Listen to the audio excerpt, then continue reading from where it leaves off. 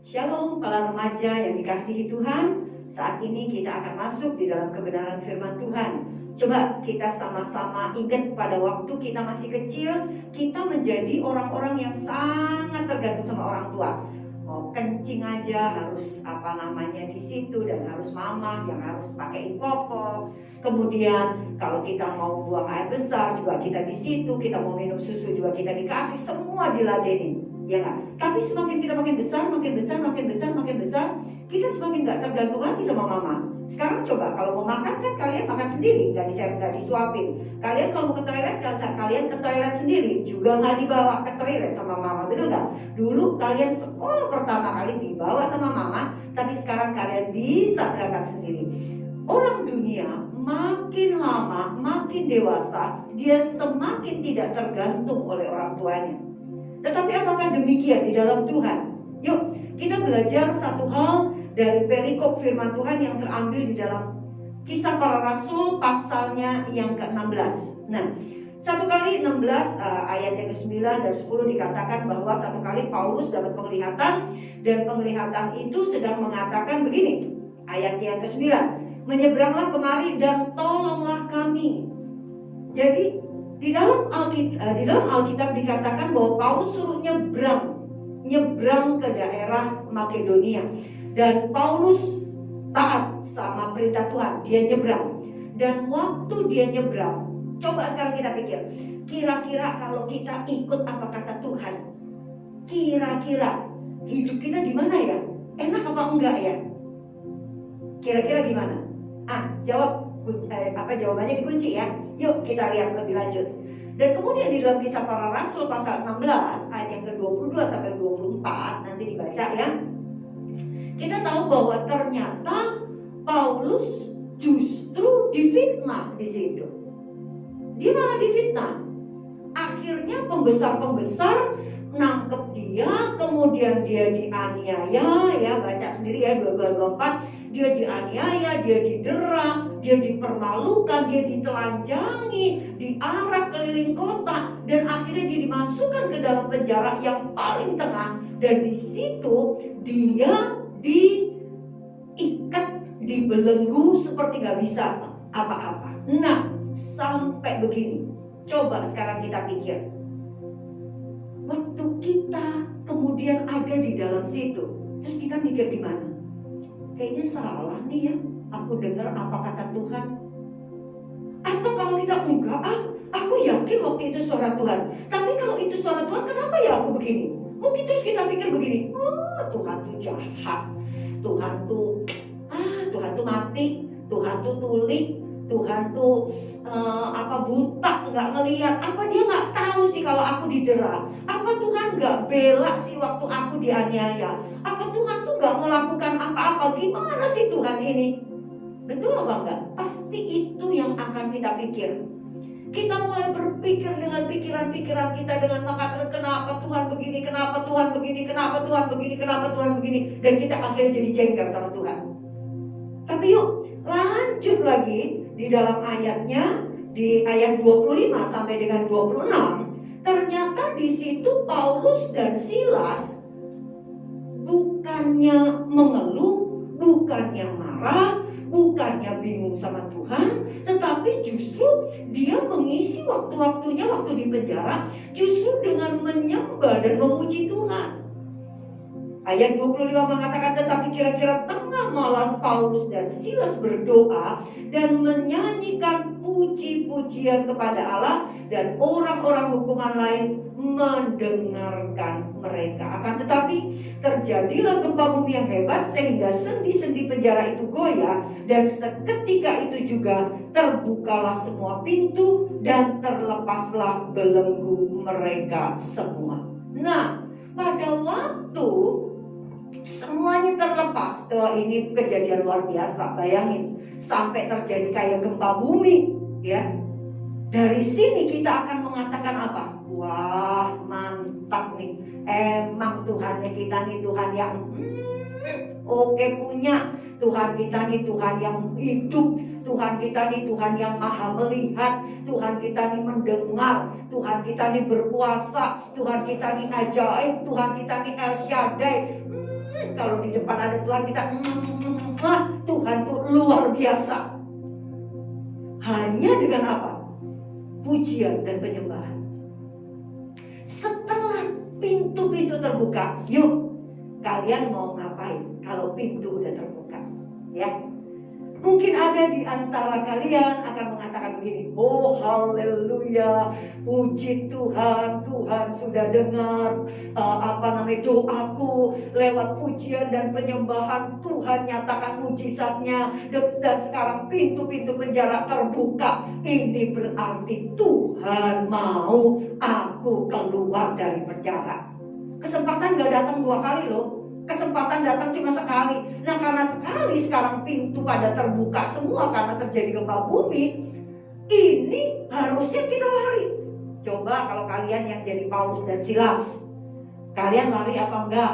Atau tetap aja nongkrong di situ? Biar kata pintu terbuka, nongkrong aja di situ. Kira-kira mau ngapain? Ya, yuk lanjut. Di dalam ayatnya yang ke-27 dikatakan begini. Ketika kepala penjara itu terjaga dari tidurnya dan melihat pintu-pintu penjara terbuka, ia menghunus pedangnya hendak membunuh diri karena ia menyangka bahwa orang-orang hukuman itu telah melarikan diri. Kita harus tahu hukum Roma pada waktu itu. Kalau sampai orang Roma tuh kalau jaga, ya, ini di dalam buku-buku yang mempelajari orang-orang Roma. Orang Roma itu kalau jaga penjara tuh, mereka tuh seperti gak bergerak, siap gerak, bahkan berkedip pun sepertinya tidak. Karena apa? Begitu berani, ada macam-macam di sana. Ya, ada kejadian mengenai napinya itu kabur atau bagaimana, maka sebagai gantinya kepala mereka. Itu sebabnya kepala penjara ini mengatakan dia sudah menghunus pedangnya hendak membunuh diri karena ia menyangka bahwa orang-orang hukuman itu telah melarikan diri. Daripada dia dibunuh sama pimpinannya, lebih baik dia bunuh diri karena dia udah tahu pasti mati nih, pasti aku mati. Bayangin orang-orang pada kabur. Terlebih juga Paulus dan Silas pasti kabur, gak mungkin enggak. Bayangin, kalau seandainya waktu itu Paulus dan Silas kabur sesuai dengan pengalaman, sesuai dengan logika kita, karena pintu udah terbuka dan itu berarti Tuhan sudah menjawab, dan jawaban Tuhan adalah maksudnya kita kabur tanpa kita tanya lagi sama Tuhan dan kita kabur. Bayangin, itu berarti apa? Yang dilakukan oleh Paulus dan Silas, dia sudah menjadi batu sandungan.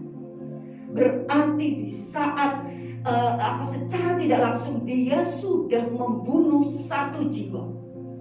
Mungkin bukan cuma membunuh si kepala penjara aja, tapi bisa bayangin kalau kepala penjara itu bunuh diri, gimana istrinya, gimana anak-anaknya, gimana masa depannya mereka. Bayangin, apa enggak istrinya kepala penjara dengan anak-anaknya, aduh mereka tuh kayak musuh bebuyutan pasti sama orang sama Paulus, sama Silas, atau sama orang-orang percaya pada waktu itu. Nih gara-gara orang percaya ini yang ada di sini, akhirnya papaku meninggal. Karena papaku meninggal, aku jadi gak bisa sekolah lagi, aku jadi susah. Istrinya juga mungkin akan ngomong ini gara-gara si Paulus dan Silas. Akhirnya suamiku bunuh diri. Nih kalau akhirnya aku sekarang jadi janda dan sebagainya. Bayangin, Paulus dan Silas bisa jadi batu sandungan loh. Tapi kita lihat di sini, ternyata Paulus dan Silas nggak kabur. Ayat 28 Kisah Para Rasul pasal 28 ayat Kisah Para Rasul 16 ayat 28 sampai 34 ngomong bahwa mereka nggak begitu. Tetapi Paulus berseru dengan suara nyaring katanya, jangan celakakan dirimu, sebab kami semuanya masih ada di sini. Halo kepala penjara, jangan bunuh diri, kita lo masih di sini. Kepala penjara itu menyuruh membawa suluh, lalu berlari masuk dan dengan gemetar tersukurlah ia di depan Paulus dan Silas yang mengantar mereka keluar sambil berkata, Tuhan, apakah yang harus aku perbuat supaya aku selamat? Maksudnya selamat di sini adalah, ya sudah, kan kamu berhak mereka kabur karena pintunya udah terbuka. Silakan kabur, begitu. Kira-kira seperti begitu. Tapi gimana nih caranya aku selamat nih, gimana? Tolong aku, caranya aku selamat supaya aku nih gak dipenggal. Bagaimana caranya? Memohon nih kepala penjara. Tetapi kemudian kita tahu apa yang dilakukan oleh, apa yang dijawab oleh Petrus ya, Paulus dan Silas mengatakan begini. Jawab mereka, percayalah kepada Tuhan Yesus Kristus dan engkau akan selamat, engkau dan seisi rumahmu. Paulus menjawab keselamatan yang berbeda. Paulus menjawab keselamatan bukan sekedar keselamatan tubuh, tetapi juga keselamatan jiwa. Percaya kepada Tuhan. Dan kita tahu ceritanya, akhirnya dia, kepala penjara dan seisi rumahnya percaya kepada Tuhan. Bayangin, di sini kita melihat Paulus dan Silas pada akhirnya jangankan jadi batu sandungan, jangankan membunuh orang, jangankan nyusahin keluarga orang, justru dia pada akhirnya sekarang bisa jadi berkat, bahkan menuai jiwa. Luar biasa ya, luar biasa. Lihat, kalau apa-apa tuh mesti tanya Tuhan. Apa-apa tanya Tuhan. Paulus sama Silas kalau apa-apa gak mau nanya Tuhan, pasti yang akan keluar adalah kekecewaan. Yang akan keluar langsung, wow, pintu terbuka, langsung lari. Bayangin hasilnya kayak apa. Dan setelah itu ayat 35 dan 36 dikatakan apa? Setelah hari siang, pembesar-pembesar kota menyuruh pejabat-pejabat kota pergi kepada kepala penjara dengan pesan, lepaskanlah kedua orang itu. Pejabat-pejabat bilang tuh sama Paulus dan Silas, lepasin aja udah dia, lepasin dia. Karena apa? Makin lama dia di sini, dia makin merusak. Nanti gempa bumi lagi ada. Sudah lepasin aja. Waktu itu kalau kita yang jadi Paulus dan Silas, kira-kira kalian akan bilang apa?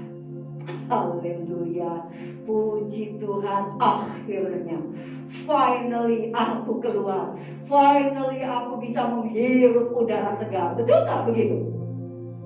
Paulus dan Silas enggak begitu, tidak begitu. Ternyata kalau dia waktu itu pergi, apa kesannya? Negatif.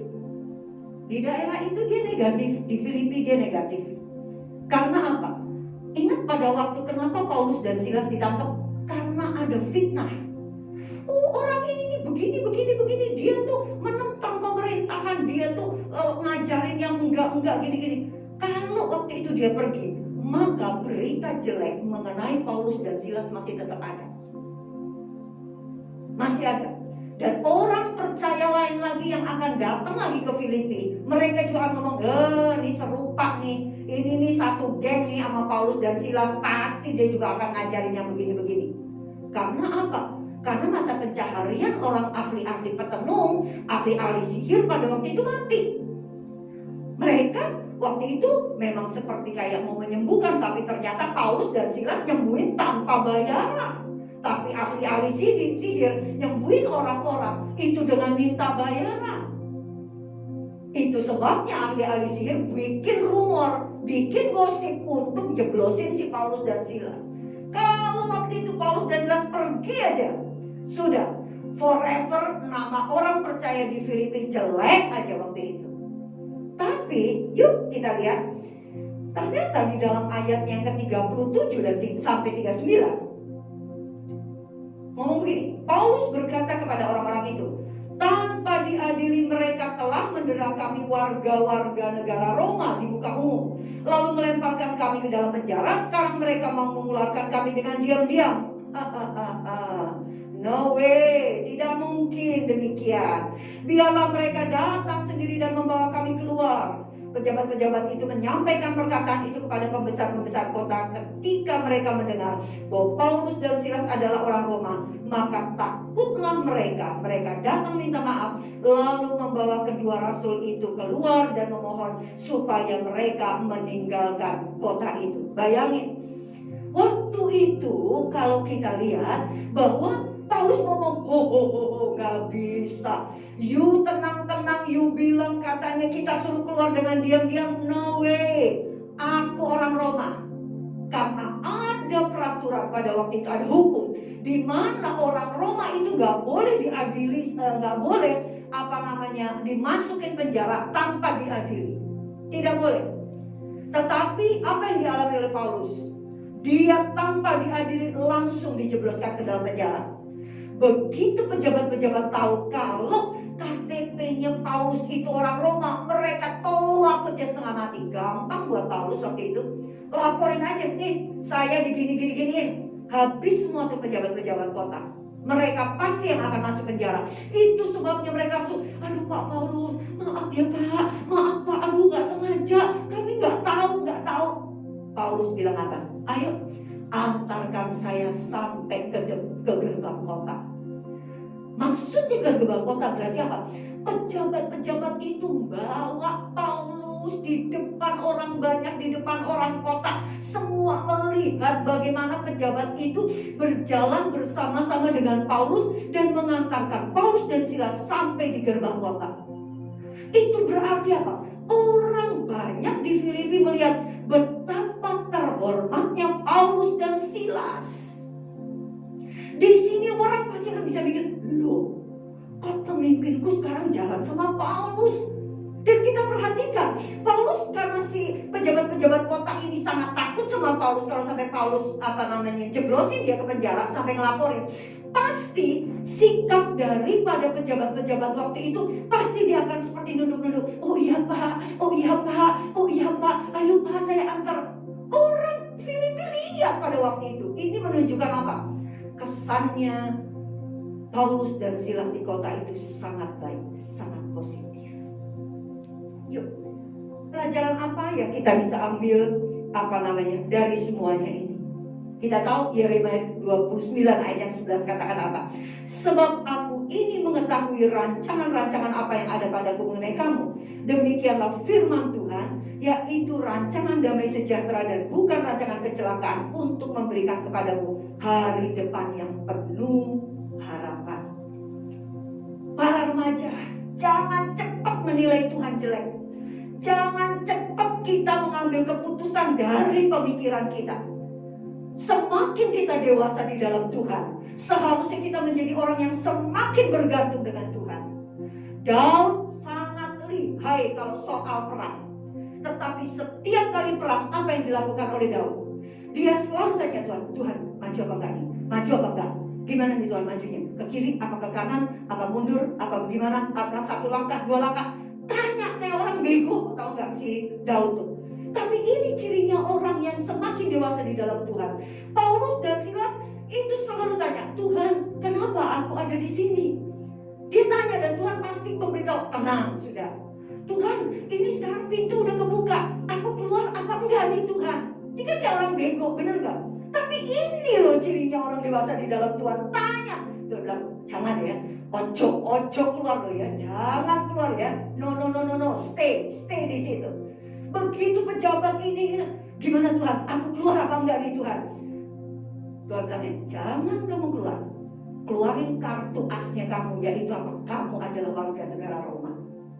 Jadi kita lihat apa-apa, tanya, dan akhirnya apa?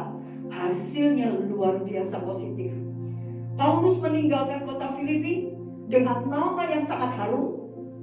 Paulus meninggalkan Filipi dengan satu kesan kepada para pejabat, jangan main-main sama aku. Paulus meninggalkan Filipi dengan apa? Dengan keselamatan daripada kehidupan kepala penjara dan keluarganya.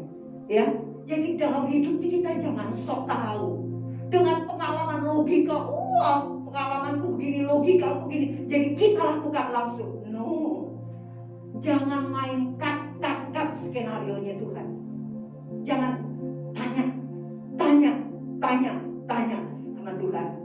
Cirinya orang yang dewasa di dalam Tuhan adalah orang yang selalu bisa bersyukur kepada Tuhan. Amin. Ya, para remaja, yuk. Ya, sekarang kita tahu bahwa apapun setiap jalan langkah kehidupan kehidupan kita mau ini, kita mau itu, kita mau ini, kita mau itu, mau ngapain ya? Tanya sama Tuhan, tanya sama Tuhan. Itu menunjukkan kita dewasa di dalam Tuhan. Dan apapun yang terjadi dalam hidup kita, ingat, bersyukur. Karena di dalam kita bersyukur, di situ rancangan Tuhan akan terjadi secara sempurna. Kita ini cuma pemain-pemain dalam skenario filmnya Tuhan. Ya, Tuhan pembuat skenario, Tuhan yang jadi sutradara, Tuhan yang jadi donaturnya. Kita cuma pemain. Tanya sama sang sutradara, Pak, jalan ceritanya gimana? Pak, jalan ceritanya gimana? Tenang, yang namanya jagoan pasti menang. Amin. Yuk kita tundukkan kepala. Tuhan, kami mengucap syukur kepadamu. Engkau baik, Engkau selalu baik dalam kehidupan kami. Tolong kami Tuhan, agar supaya kami tidak mengandalkan kekuatan kami sendiri, tetapi kami mengandalkan Engkau Tuhan. Karena rancangan-Mu adalah rancangan damai sejahtera yang penuh dengan masa depan yang berpengharapan. Tolong kami Tuhan, agar supaya kami terus berada di dalam rancangan kekal-Mu, terus ada di dalam rancangan damai sejahtera, terus ada di dalam rancangan yang penuh dengan masa depan yang berpengharapan. Kami serahkan hidup kami sepenuhnya ke dalam tangan-Mu. Setiap gerak langkah kami,